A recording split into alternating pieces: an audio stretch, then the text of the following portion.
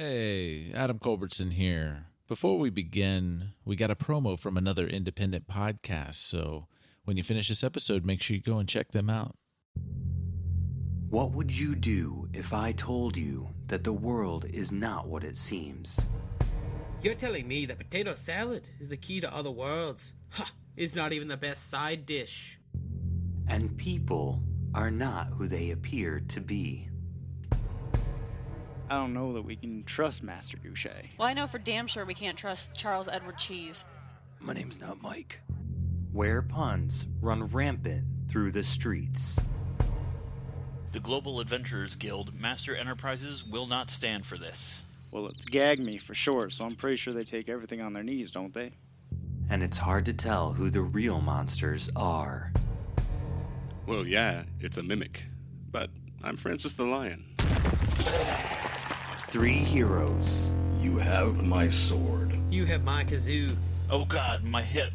Face off against three villains. Never again will they enslave me. We'll make damn sure of that. I'm Francis the Lion. We know. To keep the world of Euphrey from ripping apart. This damn portal won't close. Have you tried turning it off and back on again? And Tim and Terry from getting even more screwed. They're totally werewolves. Yep, they're definitely werewolves. Holy shit, those guys are werewolves. Welcome to A Fool's Quest. A Fool's Quest can be found on all major podcasting platforms simply by searching A Fool's Quest. Steel your mind for eldritch horrors of the universe unknown. For what is to follow is a tale of intrigue, mystery, and madness. You're listening to Microphones and Monsters.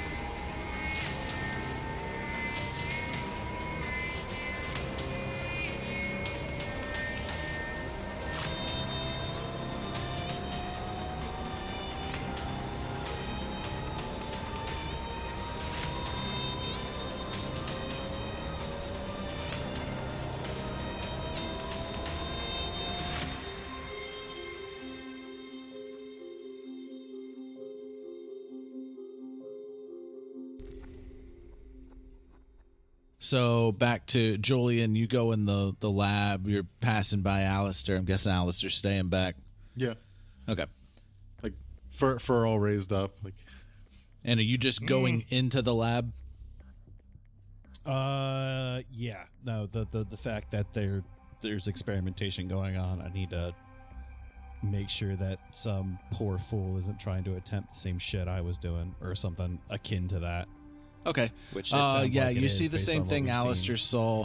You see the big submersion tank with this mutated orc inside of it. You see the chemical barrels hooked up to it. Like there's hoses going from the barrels and it's feeding into the tank. Any notes or medical charts around it? No, like as you walk in. As I'm walking in and then I'm looking around in that particular. Yeah, so there's this. You see this white-haired chemist in a lab coat.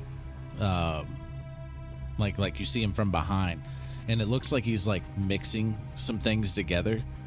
And he turns around and looks at you. You see these goggles on his eyes, and he throws one of the syringes at you. And okay. Dick. And I guess we'll go ahead and roll for initiative. You were not expecting somebody to attack you in there, so he has a surprise round on you. All right. I was expecting someone to attack him. I suppose I should probably enter initiative as well. Yeah. I don't know. Maybe I'll just stand there and watch. Am I in initiative, or am I still loading barrels? You can roll initiative, but you don't know any of this is going on. Apparently, I will just stand there and watch because I have a very low roll for initiative. Would this be like flat-footed initiative or? But I mean, there's no flat-footed. It's Okay, just. So I rolled a 13. I got 14. Aleister rolled almost as low as he possibly could. Oh yeah. He got a 9. Okay. And I got a 21. oh, nice. Nice. Okay. Let's see. And dude, man. Also, I just have to say this: Aleister was not surprised. Oh, okay. Yeah. Were you trying to go in there like, yeah? So maybe not a. I don't know. He does get that vial off. Maybe there is no surprise round. I didn't expect that to be thrown at me, I guess. Well, whether or not like Julian is surprised and can't act, Aleister is not surprised and can. Okay. All right. Cool. Okay. So Aleister would be part of the. I'll just say there is a surprise round. Aleister's just part of it. Okay. What I was looking at. Oh yeah. Yeah, because it's not like Aleister can stop him from doing the surprise thing. Well, no. Aleister can't stop him from doing the thing, but he can still like act in that round because he's not surprised. Yeah. All right. So yeah, the he vial... totally saw this coming. That's why he didn't walk in. All right. So the vial's coming at you. You catch a glimpse of this dude. He's mixing some stuff. You're like, what the fuck? And then he turns around and just chunks a vial at you. Unprovoked, or a syringe, and the attack is a 9. Definitely does not hit. All right, so it whizzes right past you, crashes on the wall, and like it's like it like it's kind of eating at the wall that it hit. Okay. Like a harsh chemical. Okay. Hold on. And Aleister, you can react to that. Okay, so what Aleister is going to do then is Aleister can never be surprised. That's the thing. That's the rule. That's like his thing. It's the thing. It's a feat. It's a beautiful feat and one that I would recommend for anyone because it's awesome. Alert. So what Aleister is going to do is he's actually going to try and cast suggestion at the chemist, like move into a position where he can see him and cast suggestion at him. Okay, yeah, go for it. I know it's kind of weird, right? It's like so atypical. Suggestion. Yeah, and we did talk about this. Aleister's suggestion. I think we even mentioned it in an episode before. Aleister's suggestion is telepathic. Yeah, that makes sense. So they actually receive their suggestion in understandable common. So just to make sure that I'm doing this the right way. Okay. So the suggestion is going to be why don't you just calm down a bit and talk to us about what's going on here? Oh, and is there any save to that? There is a save. It's a wisdom saving throw. Okay, cool. The DC is 17. And I fail. I got a 5. Yay! So he is supposed to pursue the described course of action to the best of his ability, basically for as long as it takes to complete the task, and like it lasts for up to 8 hours, although it's not going to go that long. All right, yeah. So he was already trying to mix more chemicals together, and he stops and he's like, "What did you say to him? Calm down and talk to us about what's going on here. What's going on? So keep talking to him. Oh yes, I'm Dr. Solari, creating a gas that will mutate people." Oh, yes. Mutate them how? Trying in different things. I've already succeeded in my oozes, and I'm trying to create new mutants to build an army for Yogg Sonic Dynamics. Yes, and what exactly do they plan to do with this army? War. It's always war. Well, I suppose war is very profitable. I will definitely concede that. But what kind of impact do you think that this might have on the overall well-being of the city? I don't know. I'm just riffing. I'm just trying to keep him talking. Yeah, like how much time is passing? Yeah. I'm guessing that would be a turn. Also, like, I'm not sure how we're gonna like figure. I don't know. Since I'm in his brain, maybe he can understand me. I don't know. Yeah, maybe. I don't know. Well, maybe because he's under Aleister's spell, he can understand Aleister, even if Aleister's like actually speaking, because it sort of helps him comprehend it in order to make the spell work. Yeah. I'm gonna. The question is, can Julian? I don't want to talk to too him now, much too? because that would be too much of a turn. In a second. Now, ask him if he called anybody. Nits. I'm gonna say that's the end of the turn. Like, okay. Yeah. Okay. No, I'm just gonna have like a full conversation. You'll sit back. I forgot we were in initiative, and people are doing many different things right now. All right, so Nits, it's your turn. You're up first. As you're walking over to the lab, I guess you're about halfway there. What's your movement speed? Just 30 feet. Okay, so by the time you got an initiative, you were already walking there. So you're about 15 feet away from the door, and your notification goes off on your phone that it is 100% done. Blip is done. Okay.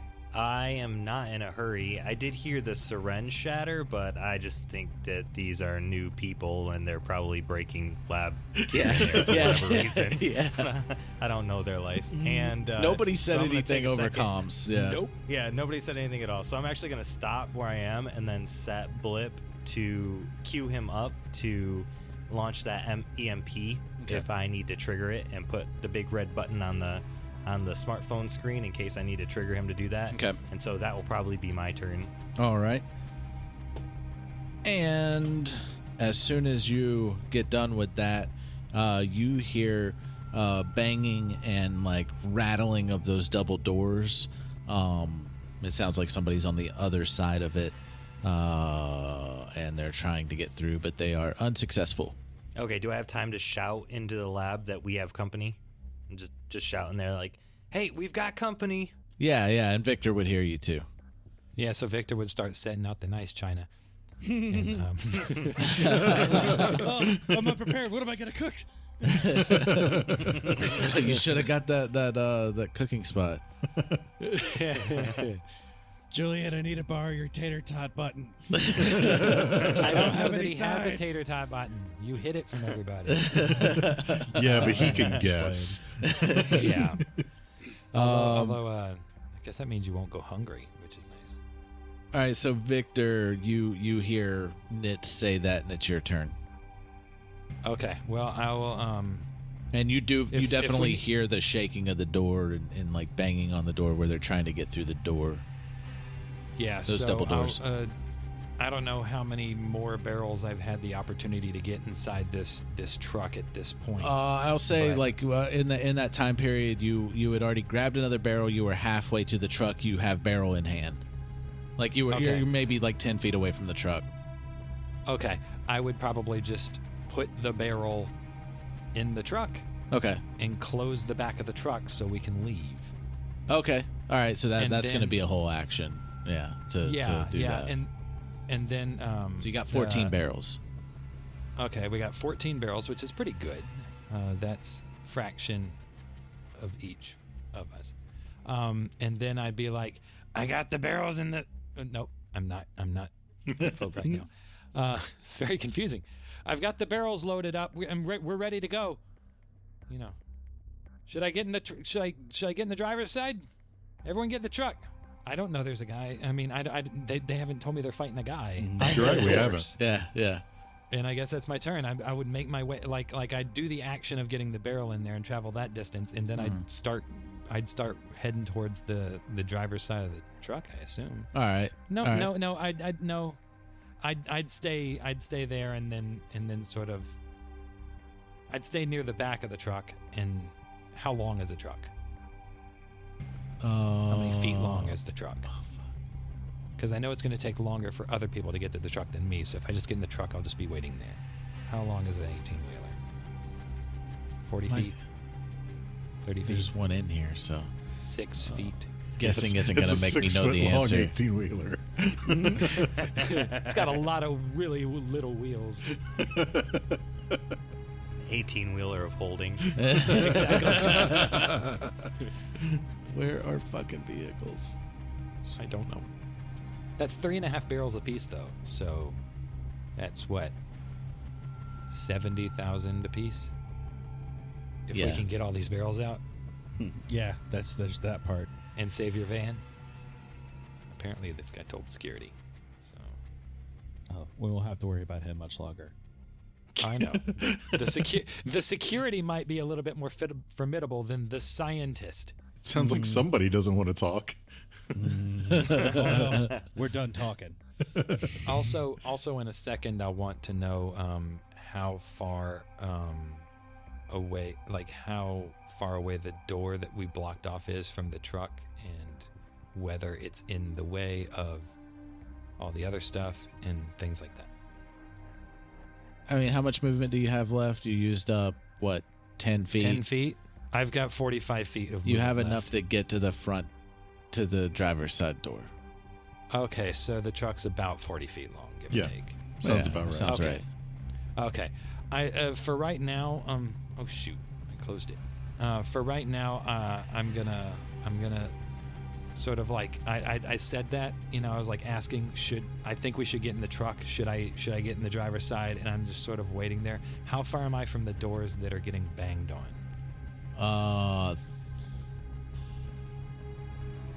We'll say another 40 feet. 40 feet? Yeah, it's pretty big room, but yeah. Is a 20-foot radius around that door in any way blocking the way towards the truck from the lab that everyone's at? No. It's Okay. Across the room from you. All right. So you're at the back of the truck, it's further on the other side of the room. So the truck takes up half of the room or whatever. Okay. Or lengthwise. But a 20-foot radius around that door, there's nothing important and there's nothing in the way of anyone that I care about. Correct. Okay, so I'm gonna use my bonus action to pull out a barrel. Okay. Oh boy. And I'm gonna roll a d8 to see what kind of barrel we get. All right. And that would be a corrosive fluid barrel. Ooh. So give me a moment here, because I rolled a 5. So now I got to look that up in the list here. All right. Armor class 13, hit points 15. Damage, immunities, acid, poison, psychic. When the barrel is reduced to 0 hit points, acid splashes onto the ground in a 20-foot radius centered on the barrel for 10 minutes. When a creature moves into or within the area, it takes either 7 or 3d4. I'll let you make that decision how you want it to be done. Okay. Acid damage for every 5 feet it travels. After 10 minutes, the acid is neutralized and the effect ends. So, if there's no one in the way, how far away am I from that doorway myself? Did you say 40 feet? Yeah. Okay. So I will throw the barrel at the door. Okay. So and it's a full corrosive, it's a full barrel of corrosive liquid. That's what it says. Okay. Yes. It has an AC of 13 and it has 15 hit points. And when its hit points are at 0, the acid goes in the ground in a 20-foot radius centered on the barrel for 10 minutes. So I'm throwing it directly at that doorway, the space in front of the doorway. So essentially it would make a a half circle around that doorway, 20 feet wide with this acid stuff. Okay. I don't know how to determine if it breaks or not when I throw it there. You roll an attack, and does it have a damage? Does it have a to hit and damage for throwing it? Let's see here. I don't have it pulled up in front of me. I think it might technically. I think the improvised items is because the tie just summons the barrel into my hand. Yeah. And so I think you just throwing do. it, it counts as an improvised weapon. Okay. Which is, I think, just my D20 plus my proficiency. Is that right? Proficiency bonus because I'm proficient in improvised weapons. Well, I mean, you're still gonna like have your associated stat as well, which for throwing I think is strength. Yeah. Throwing would be. Okay. Well, my strength is. Well, no, he can use range. Would my dexterity? I mean, count if he because has it's an something that would attack allow and him to it's- substitute his dexterity, then yeah. But under normal circumstances, I think throwing is associated with strength. Yeah. Rather than dex. Okay. Well, I'll throw it and we'll see what happens. So Yeah, I'll because it's roll not a D20. simple weapon or a monk weapon, so it wouldn't be dex. No, it wouldn't Right. be. Unless he has something Okay. that allows him to substitute it with like improvised So weapons. it's just what I roll plus my proficiency bonus, right? Yeah, because you don't have strength, right? Right. I have a 0 for strength mod. I just have a strength of 10. But I rolled a 17, so that's a 21. So I think it's pretty good. Okay, 21. Yeah, you nail the doors, and you actually break through the doors, and the barrel explodes, and creates that 20-foot radius inside and outside of the door. Okay. And you see. You just let them in. Yeah, well, they have to. You see five. You see 5 security guards armed with guns. Yay! Huzzah. All right, so that's the end of your turn. Yeah, I suppose so. I might. There if was I have 2 time. inside of the acid. You saw the other 3. They were like loading up a rocket launcher to shoot at the door.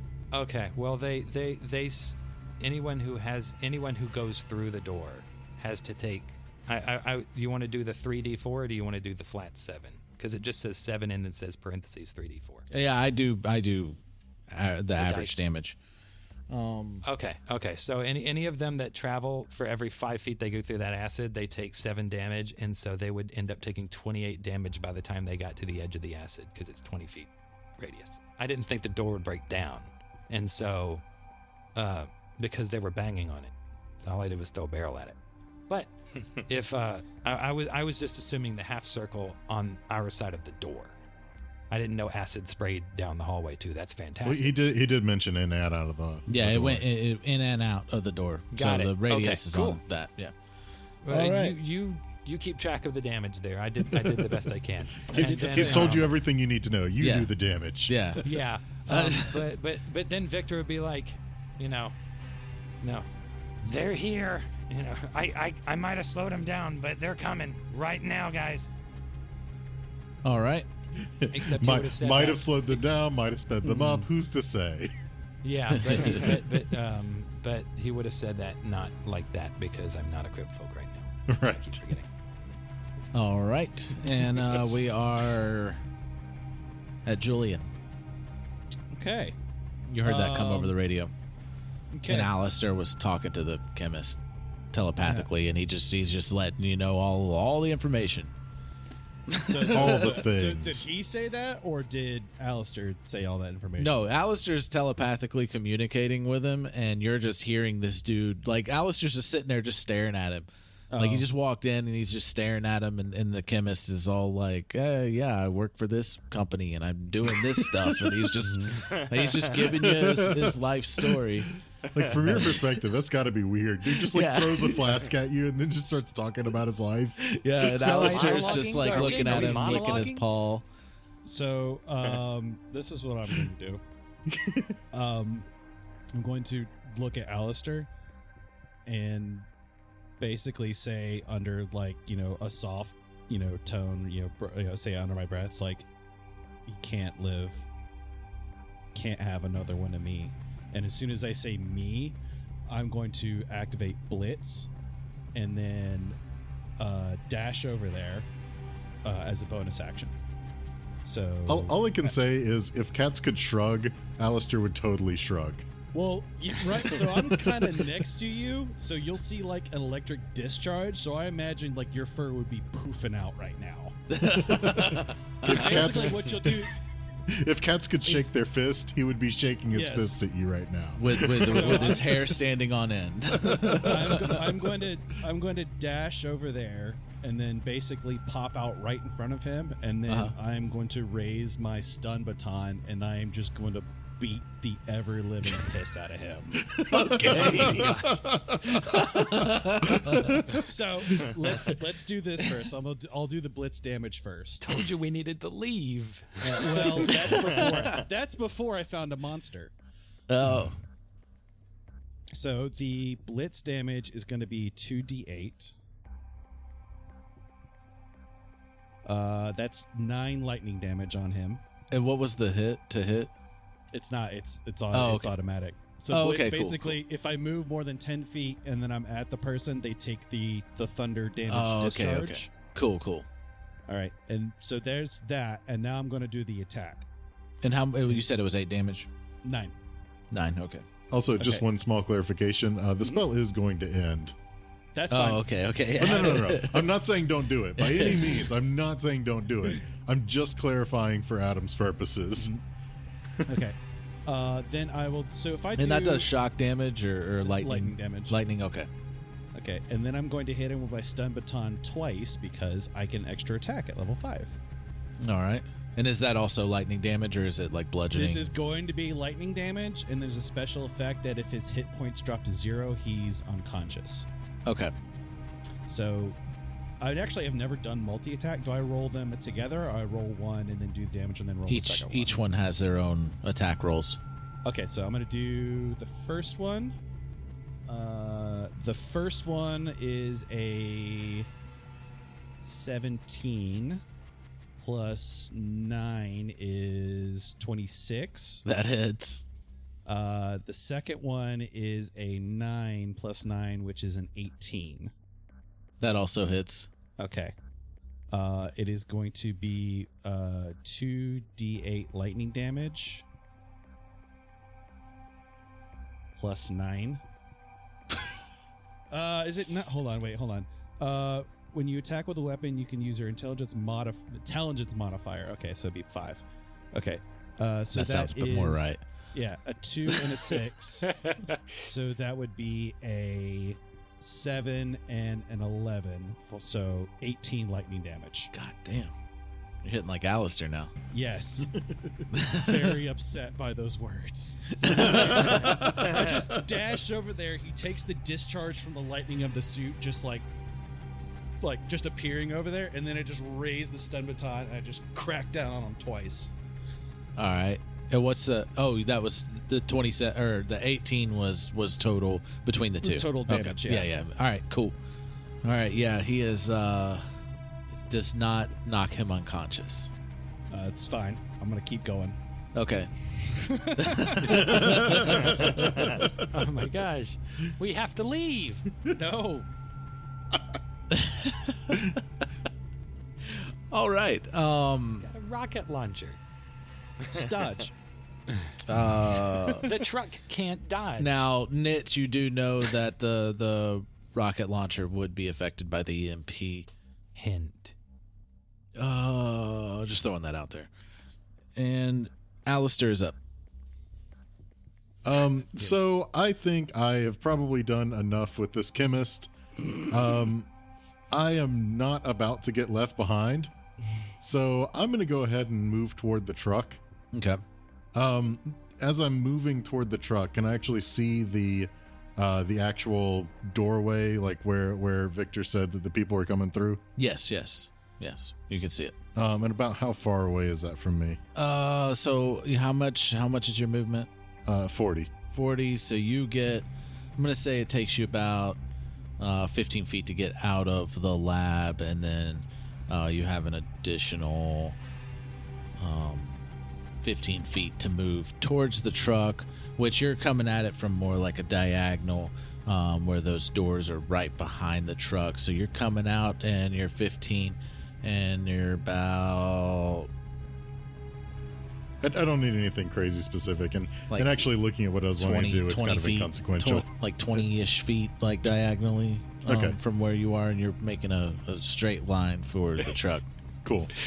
Richard's just like Aleister. He's just like, you know what? Never mind. It doesn't matter. It's not important. You know what? It's true, because I just looked at the spell that I was thinking about casting. Range is 120 feet, so... Yeah. And, like, the server room is in between the lab and those double doors, so... Yeah. Okay, so I'm going to go ahead and take my movement, the 40 feet, towards the truck, and then I'm going to cast Moonbeam, basically right on the area outside of the door, just kind of in the acid, like right outside the door. All right, cool. And they can't see through Moonbeam, right?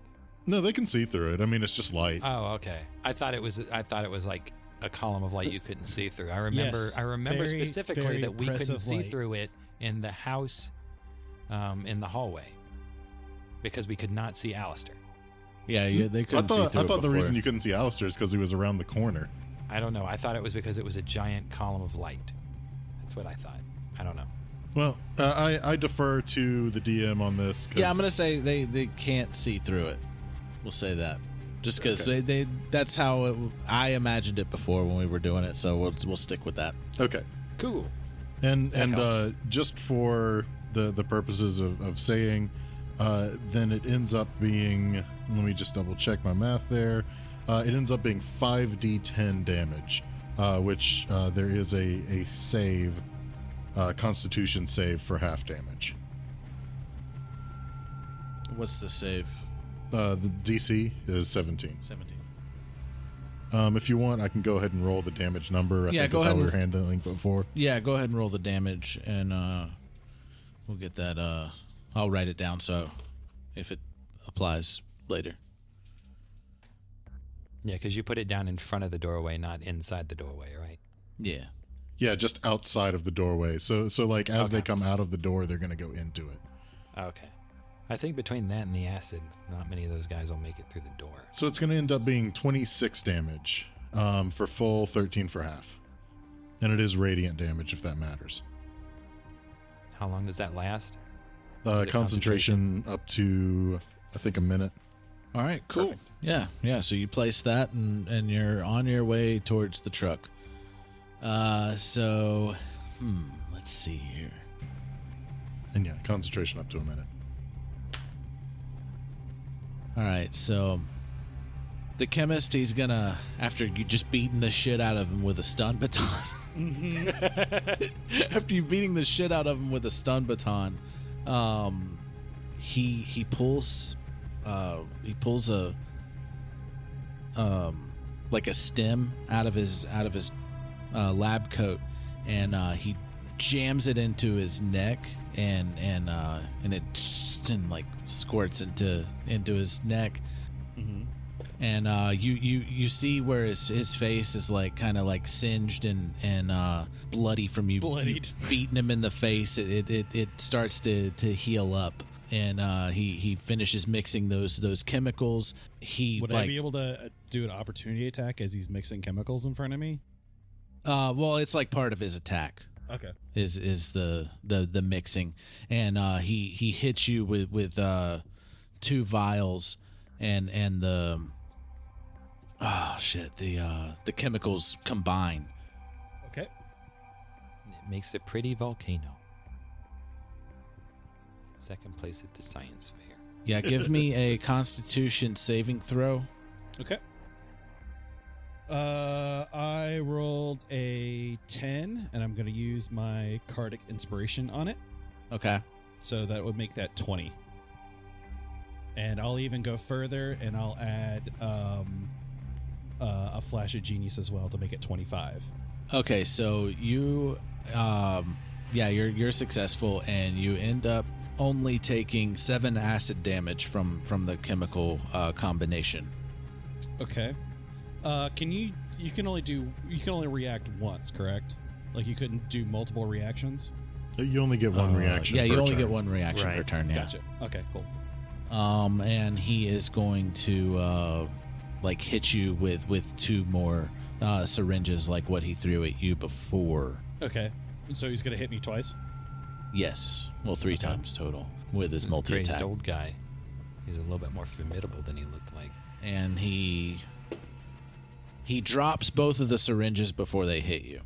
You rolled the one, didn't you? Because he's trying to smash them back. on you, but they slip out of his hand. I guess the chemical reaction kind of like from the mixing the chemicals on you, kind of like the vapors hit him but didn't seem to do anything to him, but it kind of like distracted him or like got in his eyes or something, and he dropped the syringes slip out of his hand and smash on the ground. He's seeming a little less formidable now. I was about to say. And He sounded real bad, and then all of a sudden, and he drops. that's the end of Dr. Solari's turn, and it is Knit's turn unless you wanted to use your ready to action before your turn starts. Do you still have that ready to? I don't want you to waste it if you want to use it. I do want to use the EMP, but Blip's turn is supposed to be immediately following mine. So for an action, I will activate that. I'll push the big red button on my smartphone. Yeah. I'm letting you continue with the ready to action because you readied it before it was your turn. Yep. Oh, or last turn. Yep. So I'll use that EMP.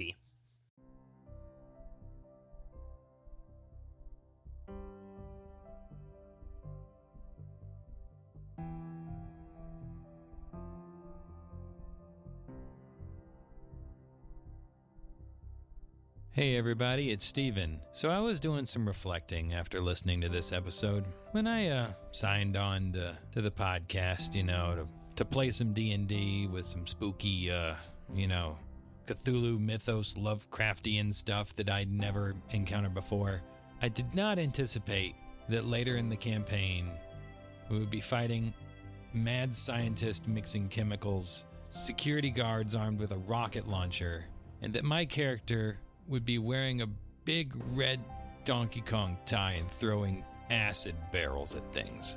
But that's where we are now. And so you roll with it, because that didn't have to be an acid barrel. That could have been like a wasp barrel that summons a swarm of nanobite wasps or something. Not nanobite, nanobot.